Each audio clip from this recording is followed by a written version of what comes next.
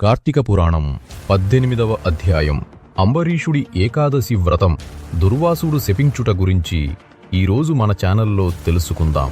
మీకు తెలుసు, మన ఛానల్లో ప్రతిరోజు కార్తీక పురాణ కథలు అప్లోడ్ చేస్తున్నాం. తప్పకుండా చూడండి. మన ఛానల్ను సబ్స్క్రైబ్ చేసుకుని గంట సింబల్ను నొక్కి పెట్టుకోండి. వీలైతే లైక్ చేసి సపోర్ట్ చేస్తారనని ఆశిస్తున్నా. మీకు తెలిసిన వారికి షేర్ చేయండి. పూర్తిగా చూడండి, మంచి ఫలితాలు ఉంటాయి. ఇక లేట్ చేయకుండా కథలోకి వెళ్దాం. కార్తీక ద్వాదశి ఎంతటి విశిష్టమైనదనేది కార్తీక పురాణంలో కనిపిస్తుంది. అందుకు ఉదాహరణగా అంబరీషుడి కార్తీక ఏకాదశి వ్రతాచారణ చెప్పబడుతోంది. అంబరీషుడు శ్రీ మహావిష్ణువు భక్తుల జాబితాలో ముందు వరుసలో కనిపిస్తాడు. అలాంటి అంబరీషుడు క్రమం తప్పకుండా ఏకాదశి వ్రతాన్ని ఆచరించేవాడు. ఎంతో నియమనిష్టలను పాటిస్తూ ఏకాదశి వ్రతాన్ని నిర్వహించేవాడు. అలా ఒకసారి ఆయన కార్తీక మాసంలోని ఏకాదశి వ్రతాన్ని నిర్వహిస్తాడు. ఏకాదశి రోజున ఉపవాసం ఉన్నవారు ద్వాదశి తిథి దాటిపోకముందే పారణ చెయ్యాలి, అంటే ఆహారం తీసుకోవాలి. ఇది తప్పనిసరి నియమం. అందువలన ద్వాదశి పారణ చేయడానికి అంబరీషుడు సిద్ధమవుతూ ఉండగా దుర్వాస మహర్షి అక్కడికి వస్తాడు. ద్వాదశి పారణకి ఆయనను కూడా ఆహ్వానిస్తాడు అంబరీషుడు.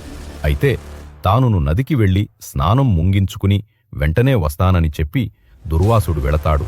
అలా వెళ్లిన దుర్వాసుడు ఎంత కీరాడు. దాంతో అంబరీషుడు ఆలోచనలో పడతాడు. ఒక్క ద్వాదశి పారణ విషయంలో నియమం తప్పితే అంతకు ముందు చేసిన 12 ఏకాదశుల వలన వచ్చిన పుణ్యరాశి కూడా తరిగిపోతుంది. అందువలన ద్వాదశి ఘడియలు దాటిపోతాయేమోనని అంబరీషుడు ఆందోళన చెందుతూ ఉంటాడు. అలాంటి పరిస్థితుల్లో ఏం చెయ్యాలని ఆయనక్కడి పండితులను అడుగుతాడు. దుర్వాసుడు రాకముందే పారణ చేస్తే ఆయనను అవమానించడమే అవుతుంది. అదో దోషంగా కూడా మారుతుంది.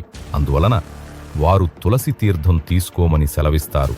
వ్రతభంగం కాకూడదనే ఉద్దేశంతో పండితులు చెప్పినట్టుగా చెయ్యడానికి అంబరీషుడు నిర్ణయించుకుంటాడు. ఆయన తులసి తీర్థం తీసుకుంటూ ఉండగా దుర్వాసుడు అక్కడికి వస్తాడు. తనని ద్వాదశి పారణకి పిలిచి తాను రారాకుండానే అందుకు సిద్ధమవుతావా అంటూ అంబరీషుడిపై మండిపడతాడు. అంతగా ఆకలికి ఆగలేనివాడివి తనని పిలవకూడదని అసహనాన్ని ప్రదర్శిస్తాడు. ఇది ఖచ్చితంగా తనని అవమానించాలనే ఉద్దేశంతో చేసినదే అంటూ ఆగ్రహావేశాలను వ్యక్తం చేస్తాడు. దుర్వాసుడి ఆగ్రహావేశాలను గురించి తెలిసిన అంబరీషుడు ఆయనను శాంతిపజేయడానికి ప్రయత్నిస్తాడు.